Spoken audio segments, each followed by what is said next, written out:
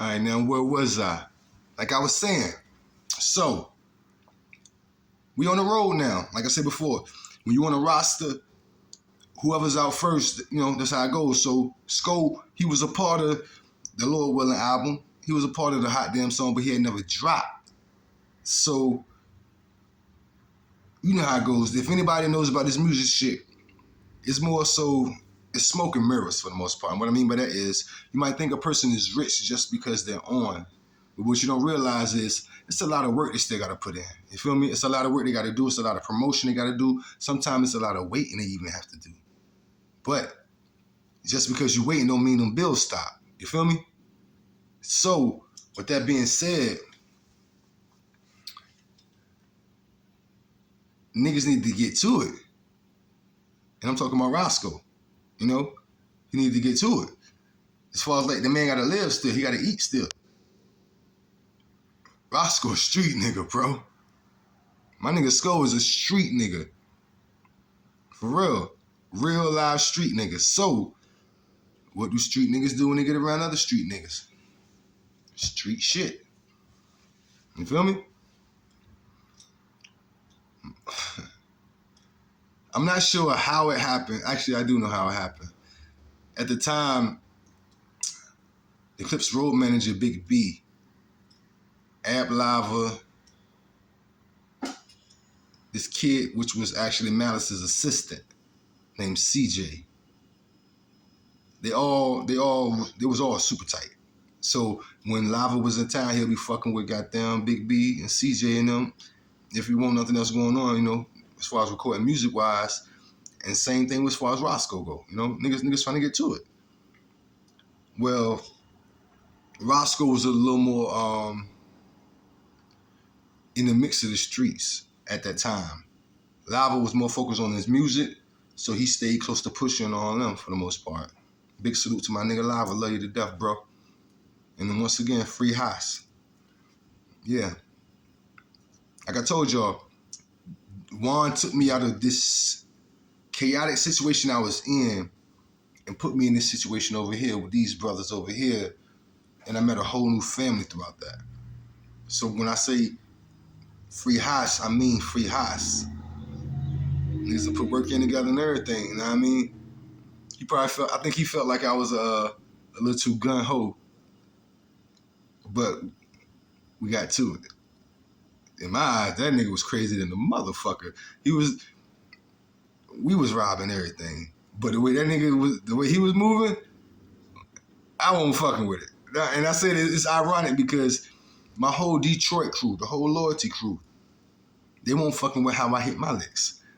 And I used to always laugh about that. So it's kind of funny that I'm saying these niggas don't want to fuck with the way I hit my licks, but I ain't fucking with the way this nigga hitting his licks. You feel me?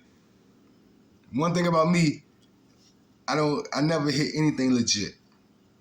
Ever. We never hit anything legit. I feel like if you're legit, you deserve to keep your money. You deserve to call the cops if something happened to you, but you deserve to keep your money more than anything because you've earned it. You've earned it the right way. If you were in the streets, however,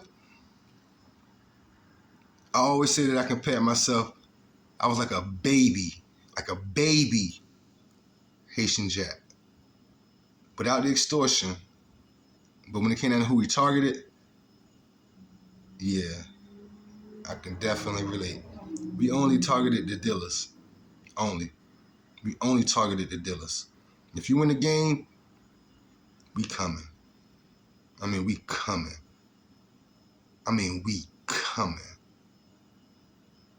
But if you legit,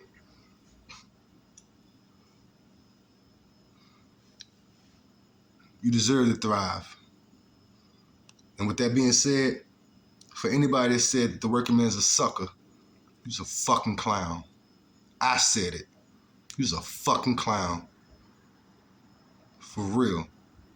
You's a fucking bozo. You misleading the public, you misleading the youth, you misleading the youngsters, the YNs that come behind you. YNs, I love y'all to death, all y'all. Get you a job, even if you go do your 1-2, get you a job. Makes it look better, gives you a place where the money's coming from. Don't let these bozo ass niggas tell y'all otherwise. Don't let these bozo ass niggas tell y'all that the working man is a sucker. Fuck out of here. Now, back to my nigga Sko. My nigga gotta eat. You feel me? My nigga gotta eat. And he gonna find a way to eat. It just so happens that at this time, when he caught back up with me in my own environment, me and Big B was already in the mix. I'm talking about snatching niggas the fuck up in the mix. Yeah. So, you know how it goes. I'm pretty sure at this point, Big B probably done told them niggas how I was getting down in the streets and shit. So you know how it goes. The same thing when it came down to my cousins and them. A lot of them, they saw the rewards we was getting, so they was like, shit, I'm in. It just so happens, Sko was already familiar with what we was doing. As far as the lifestyle, he was already familiar with that lifestyle. He from Philly. You know, niggas in Philly get it busy, you feel me? Niggas get busy in Philly. Like, for real. So, my man Sko, he gets down with us. To me personally, and this sounds the God's truth, it was like a double-edged sword, and this is just my opinion. In my mind, and this is honest to God's truth, if it's me, Big B, Sko, and anybody else, the first thing that comes to my mind is this. Who the fuck will get blamed for this shit? And you understand what I'm saying. I'm not talking about the police. I'm talking about the crew. In my mind, who the fuck will get blamed for this? And the first thing that came to my mind was, you will get blamed for this shit. But at the end of the day, yo, I'm gonna keep it a beam with you. Niggas gotta eat. And I say it to say this. If a person, and I'm not asking them to, but if a person can't make a way for me, just out of love, I'm gonna make a way for myself. And you can call this an subliminal message or what. I don't really give a fuck. But just listen to what I'm saying. If you can't help me create a situation, and you know how I get down, you know I'm gonna create a fucking situation for myself, even if you don't like it. You feel me? And with that being said, I'm never gonna do anything unpredictable. I'm never gonna do anything across my team. None of my family, my old crew, my new crew, never. When you're doing this shit right here, I know they say there's no honor amongst thieves, but you gotta have some kind of principles with this shit, y'all. So I would never cross any of my family, none of them. I still remember at one point when Jeezy, the host of The Convo, yeah, big shout out to The Convo as well. I like that podcast, and I will be doing an episode. Yeah, be on the lookout for that as well. But I remember at this time, this nigga Jeezy was so in the mix of shit. And I don't know. At one point he asked me, was I still nice with, with my hustle game? Not the jacking game, but my hustle game. And anybody that knows me, I'm a hustler. Hands down. When it comes down to just dealing, that's the easy part. I chose to pick up the gun and start jacking niggas that was the dealers. But shit, I was a dealer for the longest. And I could have continued to be a dealer. It's just that I found a different avenue. And with so many snitches out there in general, it seemed like the better avenue to take compared to my former. You feel me? Which was hustling. And now I got Big B and Roscoe around on a regular. They come in, Sko in town so often, it's crazy. And me and Big B at the time, we so close. I guess that's how Sko ended up coming along. And I say that to say this. If you ever, and this goes for anybody, whether it was the crew, whether it's niggas that just didn't know, whether it's the females that was curious of what the fuck we was doing, I'll just say this much. I know for a fact we hit easily for over 100,000 in a year. Easily. I mean, easily. Well beyond that. But we bust down the right way. Ain't no big I's and little U's. So what I get, you get. Yeah, that's the kind of principle I play with. But it's mainly because of this. I can't have somebody feeling like they got shortchanged later and they get tied up in some shit and they want to throw me under the bus. You feel me? I couldn't do that. I just, it ain't feel right. You know what I mean? I needed to make sure that these people knew that I trusted them and I was somebody they could trust. So with that being said, we got busy and it was on and cracking. It was on and cracking. And straight up, it was on and cracking. I know there's one specific joint where after the lit was over with, we came up so many weed plants of freshly budded Ganny. I'm talking about the whole fucking room was nothing but weed plants. And they were all budded and ready to go.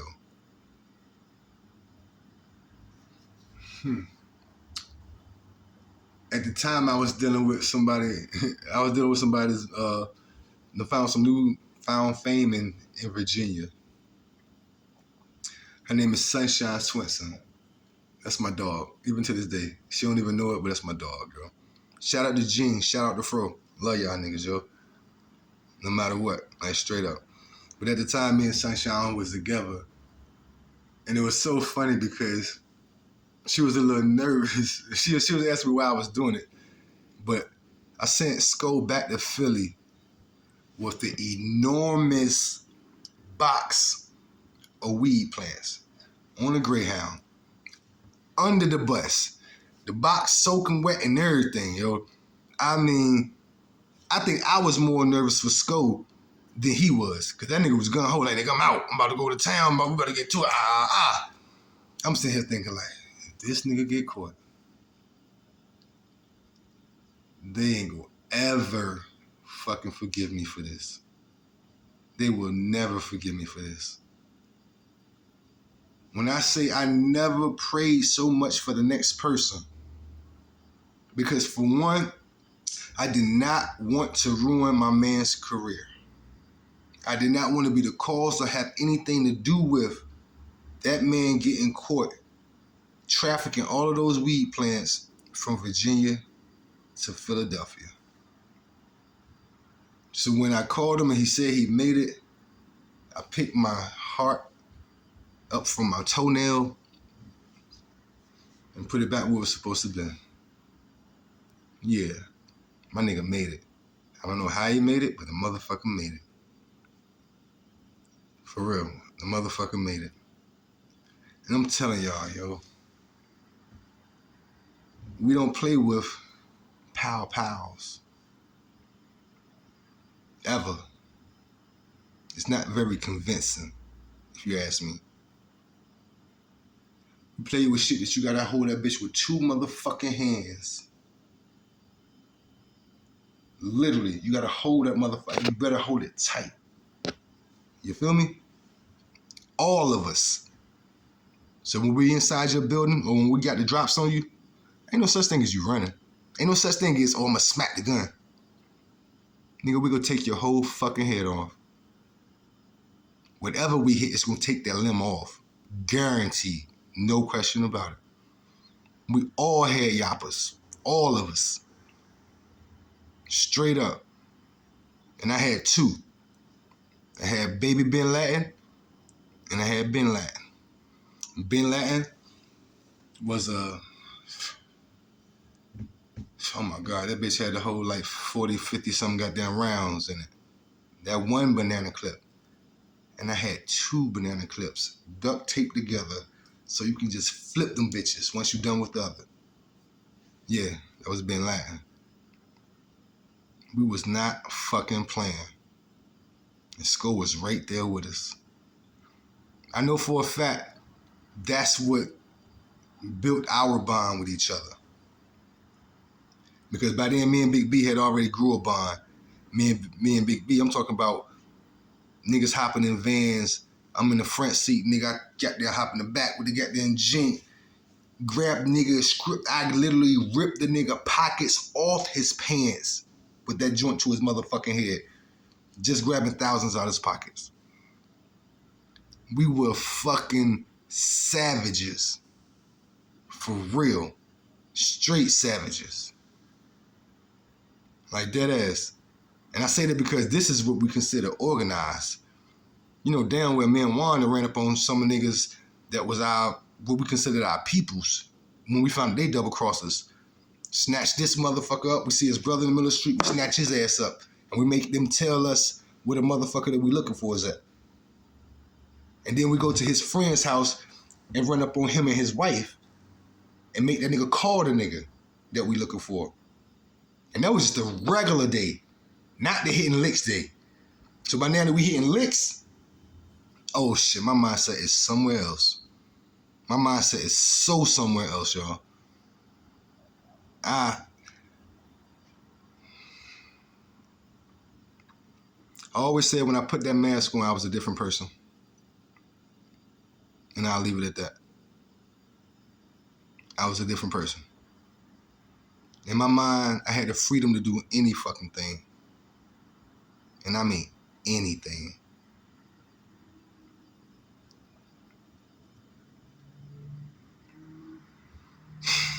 My nigga Sko. When I say my nigga get busy, my nigga get busy. When I say he definitely gained a believer in me. Yeah. Sko, you owe me a chopper, nigga. I'ma always bring that shit up. I ain't gonna say how you owe me a chopper, but nigga, you owe me a chopper. Yeah. I know you laughing right there. I know you said, hear this nigga go, yeah, nigga, here I go. Nigga, you owe me a yapper, nigga. I'll take a verse instead. Give me a good 16 for one of my songs, and we even, brother. We even. Hey, Sko, I love you, my nigga. Straight like that. I love you, bro. For real. Man. Damn. My nigga Sko, he's a very unique person, though. You know what I mean? His rap pattern is extremely unique. It's very standoutish. I'm not even sure if that's a word, but it stands out very much so. I think that's what made Pharrell even want to sign him in the first place. I talked to Sko a while ago about something specific. You know what I mean? And I was asking him about that Vegas trip when he got into it with some of E40 peoples. And I was asking him his opinion on the situation overall. And he made some valid points. His mindset was this. Everybody know Pharrell is harmless. Everybody know Pharrell is one of the most positive, peaceful, serenity-driven people in the world.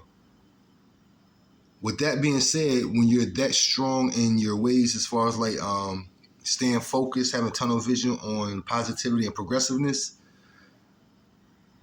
that doesn't mean everybody else will think like that. And in the same sense, that doesn't mean that everybody's going to look at you that way. You feel me? Yeah, you're positive. Yeah, you're not even trying to harm anybody. You're just staying in your zone. But some people will look at you as food just for being like that, just for being so positive, just for being so progressive and productive. You feel me? Just for being so nonviolent, people will look at you as easy prey. I feel that that's how Sko felt the overall image of those that were at the award shows and those that were at certain events with the other celebrities. They may perceive the overall Star Trek situation. So when a situation had arisen in Vegas, Sko did what he had to do. You feel me? Sko did what he had to do. And it definitely had backlash and repercussions to it. But in the same sense, Sko's mindset was, look, it's NERD. It's Pharrell and them. Just because they are who they are, people gonna try to get at them and think that we all weak just because they know that they're so nonviolent and so non-confrontational. So Sko did what he had to do. Straight up. Somebody got poked up, and they probably fucking deserved it. I ain't even gonna hold you. They probably fucking deserved it. However, you know how it goes. Certain people that are connected to other people, like I said, can have repercussions. And the way it was perceived, or at least put out there, was that not so much Roscoe, but the Clips couldn't come back to certain areas without having an issue with 40 Water Peoples. Not 40 Water himself, but 40 Water Peoples. Shout out to motherfucking E40. Big salute to you, homie. Big salute. Sprinkle me, baby. Oh, shit. Yeah. And that's kind of, if you ask me, I think that's what, I ain't gonna say things went left, but I think that's when Roscoe started to be looked at as not so much a liability, but kind of like how a lot of people looked at us. Unpredictable. Definitely violent. But I guess the main word I'm looking for is, like us, uncontrollable. You feel me?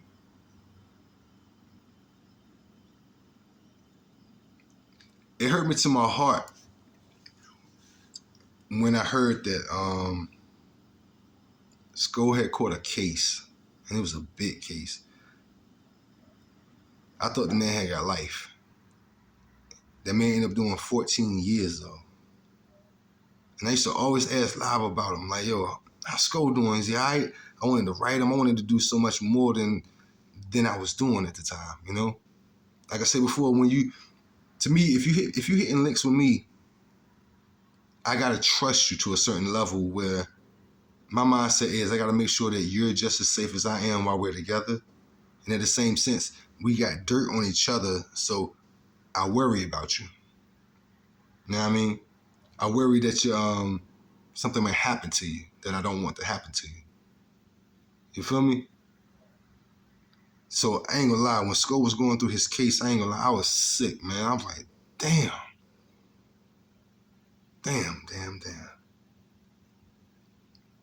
But my nigga made it out, yo.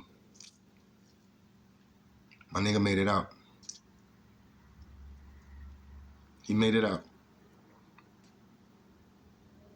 The same nigga that I was hitting licks with left and right in Virginia, he made it out. I was so fucking happy, man. Like, dead ass. And like I said, 14 years, y'all. A lot changes in 14 years. And straight up, a lot. I wasn't hitting licks no more. But it just felt so good to see my brother on the outside. You feel me? Emil Porter, I love you, my G's. Straight up.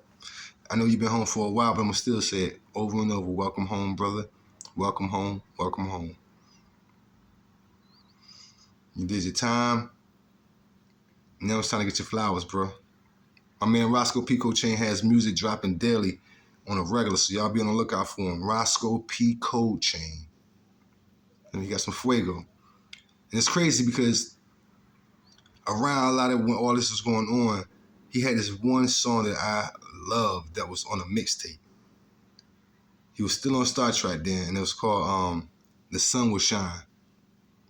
I don't know the words, but I know the chorus was like, and the sun will shine, the sun will shine, leaving those troubles behind, and they find it behind. Hey, yo, that was my shit. Damn, that was my song. Yeah, my man got talent. And a lot of that was snatched away when he caught his case. Know what I mean? And I can only pray in Sons of God Truth. I can only pray that the shit that we was doing in Virginia with him, I can only pray that he wasn't thinking with that mentality when he did whatever he did. They got him that many years. You feel me? Because that ain't the kind of image I want to rub off on anybody. That ain't the kind of impression I want to rub off on anybody, especially my bro. And you know how it goes.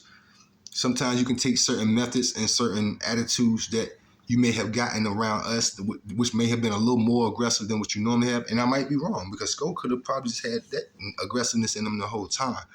It's just these are the things that cross my mind. I pray that what we were doing didn't add to that aggression that had him doing what he did that got him in trouble. You feel me? Like dead ass. I don't want the credit for that. I don't want the credit for that at all.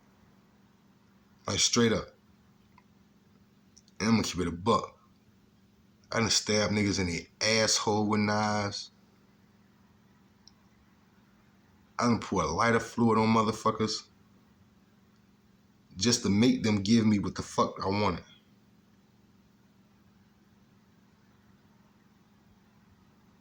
But when it comes to that, I don't want that credit.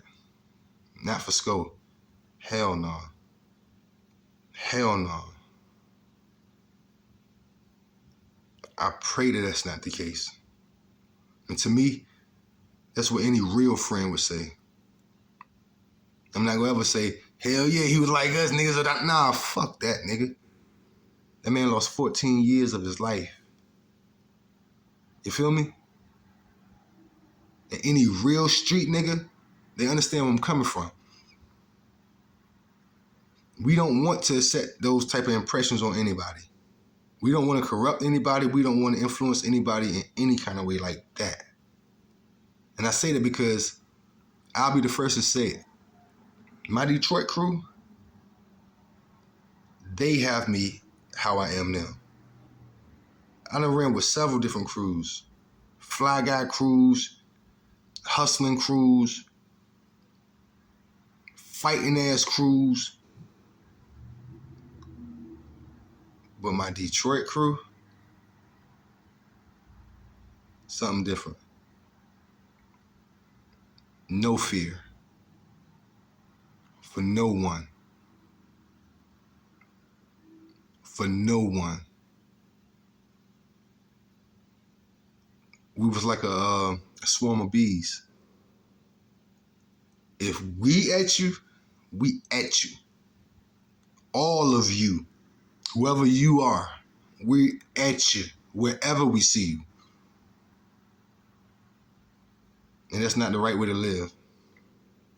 But it's just what the times we're calling for at the moment. For real.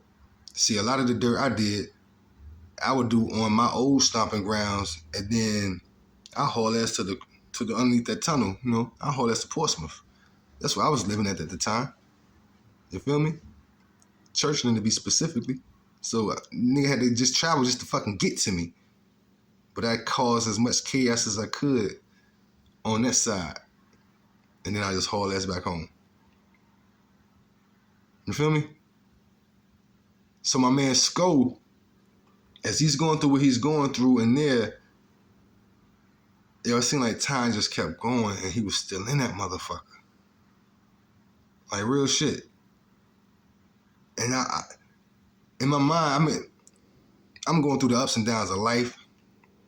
More so than anything, still hitting licks, but fucking off the money. Anybody that hit licks, you understand where I'm coming from. And with me, my mindset was I can always get another one. How you think I was able to even keep up with the Clips whenever they was on the road? Nobody paying for us for any damn thing. I paid for my ice creams. I paid for my goddamn bathing apes. A lot of niggas in the crew was getting this shit for free. I ain't give a fuck. To me, I'm supporting my peoples. You know what I mean? As you should do to yours. Support your folks. But yeah, a lot of them niggas was getting their shit for free. Niggas weren't paying for that shit. Nigga had to go to goddamn 3rd and Green Street in Soho, nigga, to get my vapes from the vape store. Yeah, for real. I went to Commonwealth and got my ice creams. You know what I mean? This shit ain't cheap by far. Like by fucking far. The fuck? But this is what I wanted. But in a nutshell, just fucking off money in general. That's my whole point. Just fucking off money. I can recall a time.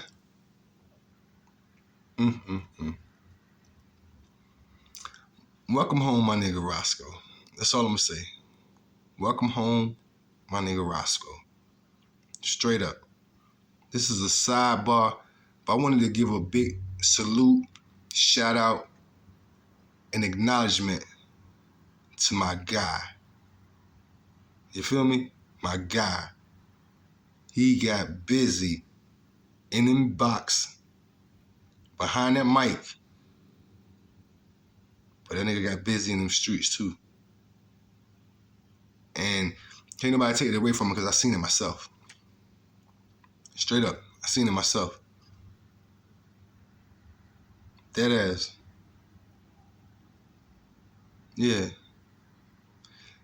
This is just a sidebar, but whether it's my show or another show or just daily conversation, never hesitate to give your friends their flowers. This is my family, so I'm going to definitely give them his flowers. Roscoe P. Cochain. Big shout out to you. I hope this music industry brings you everything you always wanted and more. You are my guy. You were my guy then. You definitely are my guy now. Straight up. Go be great, King. All of this shit is behind us, bro. Go be great. Continue to be great. Continue to thrive. Continue to strive to be that man that you always wanted to be. You feel me? Continue to strive and provide for your family. Trust me, the love will always be there on this end, no matter what. And I'm sure I can speak for Juan the same way. He feel the same way about you, brother. Go be great, my nigga. We done put that work in already, though. You feel me? So your shit is solidified in my eyes, like straight up. You done did your time. Now it's time to win. Big time. 2026, it's time to win. Straight up. Shout out to everybody that I mentioned in this episode, because my point of it is this. Lil Steve, Kingpin, Killer B, all them niggas out there in the park. We still here, y'all. Feel me? So be grateful for that shit. We still here. We got kids. Some of y'all probably got grandkids. I ain't even gonna hold you. But we still here, man. Our time is not up. There's so much more for us to do out this motherfucker, yo. And I'm showing it. My TV show is all about us. So y'all gonna see certain episodes of certain shit that y'all gonna remember. And it's gonna make you laugh like, oh, this nigga is fucking crazy. Yeah. I am. But now I'm gonna make that shit pay off for us. I'm gonna make sure they know what Chesapeake is like. I'm gonna make sure they know what Norfolk is like. Vibe Beach, Portsmouth, Suffolk, Bad News, Hampton. They gonna know about the 757 when I'm done. Licks Chapter 1, the series, is gonna exemplify everything that makes up the 757. So with that being said, basically what I'm trying to tell y'all is this. There's a wave that's about to come. The world is about to get familiar, and I mean really familiar, with not just Virginia, They about to get familiar with the 757. So I encourage all of y'all, get off y'all asses, put something together, and show the world what you got. You feel me? Show the world what you got. Because I'm telling you, they waiting to hear it. They waiting to see it. You gotta remember, Virginia's still untapped grounds. There's so much more digging deep into Virginia that has never been disclosed to the world. It's time to entertain them, y'all. Let's give it to these motherfuckers. Anything I see niggas pushing, I'm gonna support it, nigga. You from home. And I ain't even home. But nigga, you from home. So I'm gonna always motivate you. I'm gonna always encourage you. I'm gonna always tell you to go harder. Go get it. Damn right you're doing right. Go get them niggas, yo. This is a 757. You feel me? Virginia legends, y'all. Legends of the V.